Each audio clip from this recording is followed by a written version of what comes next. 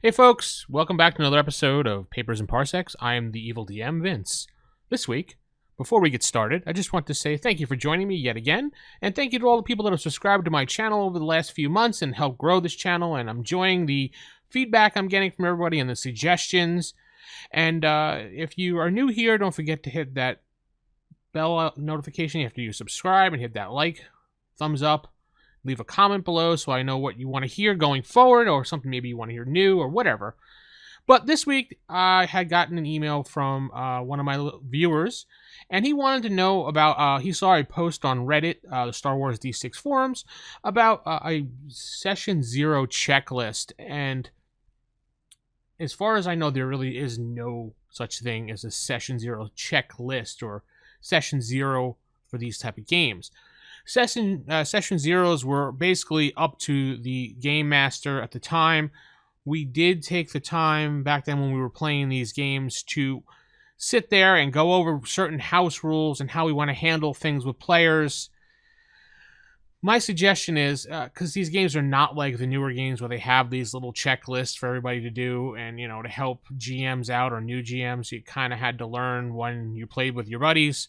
So, best thing I can tell you to do when you're doing your Session 0, and it's very important to do a Session 0. I've always done it. It's a good way to get all on the same page. This is your chance to go over all the rules, house rules, character creation, things like that. So the first thing you want to do is go over character creation with all your players. Find out if you have people who have played the game before. You have your veterans, because those are some of the people you're going to lean on when you're playing the game as far as helping out the newer players, because they're going to have a little bit of knowledge and they'll be able to help hold their hand, because as the GM, you have a lot of responsibility yourself and you really can't be holding hands of new players as much as you'd like. Sure, you probably could, but it's going to put a little more of a burden on you as a GM. If you have a group full of all newbies, well, you're just going to have to deal with it and just roll with it and have fun. First things first, go over that character creation. Tell them how many dice you want to give them. You may go with the standard 12, is listed in the book, because you're going to have them all play humans, but we'll get to that in a minute. Once you find out who your newbies are, your veterans are, you split up your veterans, you let them go out, they're making their characters after you go over these bunch of little things here. Let the group know if you're going to do standard humans or allow other races into this campaign. Some GMs will just say, nope, just humans, 12 dice, split it up, 2 the lowest, 4 the highest, and that's it. Once you decided that, or you decide to add aliens in there, as they call them, you let them have their aliens, or you just let them have their humans. Go with that. Also, before they start statting things up and writing all the dice out, let them know if you're allowing Jedi or Force-sensitive characters. That's very important, because at this stage, they may want to spend some of those dice into their Force skills. Granted, you can put it into the skills later on in the game and, move your character up that way, but it's a little bit easier in the beginning to just put one die in one of the Force skills to start things out. So, decide that. After that, go over how Force points work in your campaign.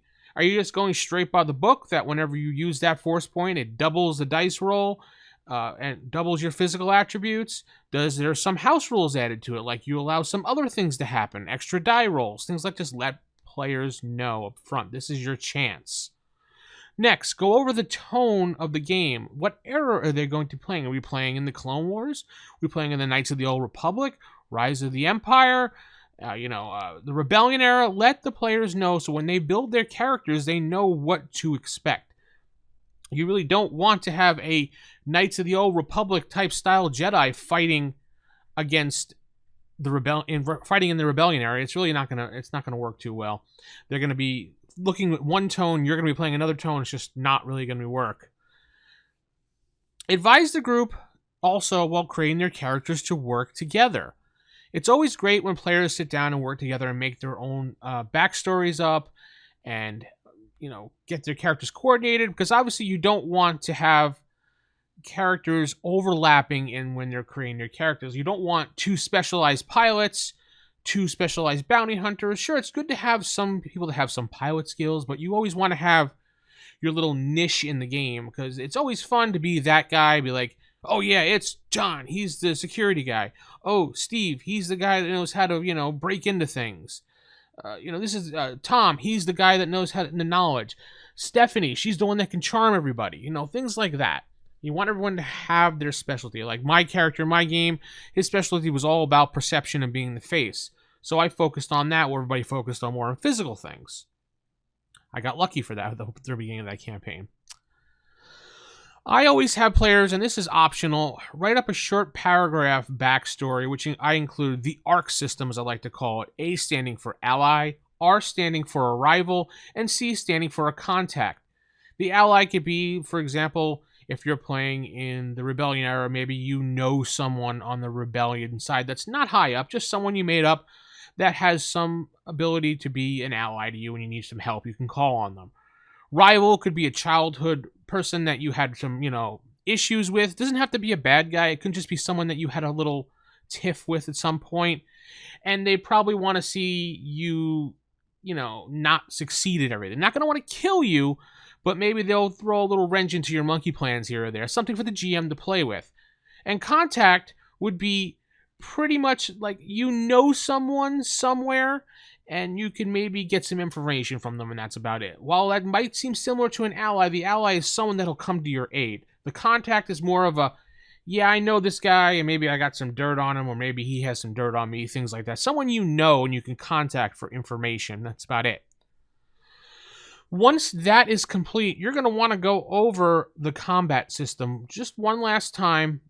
Even if you have veteran players, just tell them how it works, how they roll the dice, how multi-attack works, and how declaring your actions before rolling any die. Because if you want to do 5 blaster shots, you got to say up front, all right, I'm going to attack this guy 5 times, or I'm going to attack this guy once, this guy twice, this guy.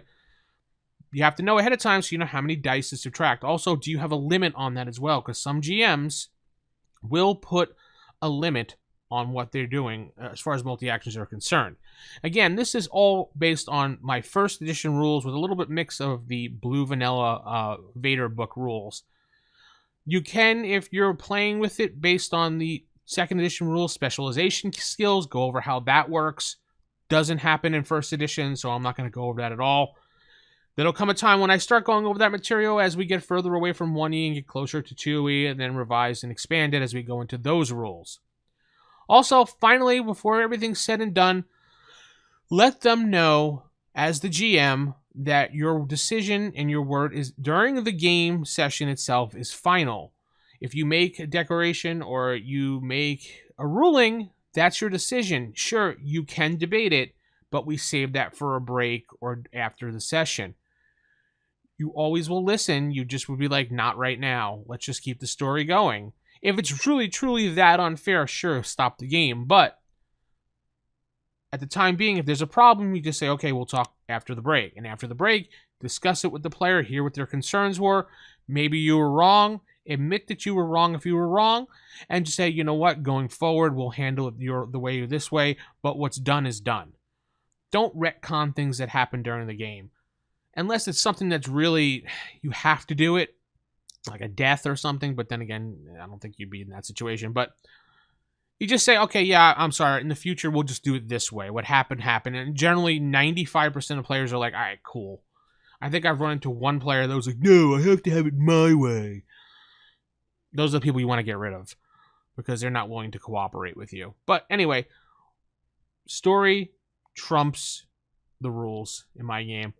With that said, that's really mostly what you want to do with the 0 session checklist. Make sure people, without saying, but if they can't show up for the game, let you know as the GM somehow. Maybe text you, send you an email, whatever the case. It's always good to know ahead of time as much in advance as you can so you can plan. Life happens, and sometimes people bail. Just don't not show up for a game. Always be like, hey, dude, can't make it today. Sorry, gotta work. Whatever. Life happens. Just don't not show up because that's the worst thing you can do. Other things like, etiquette at the table. Make sure you let people know without going saying. You probably shouldn't talk about the big no-nos. Politics, sex, and personal opinions about life as far as everything. Everything's kind of off limits. As long as it's game-related, it's fine.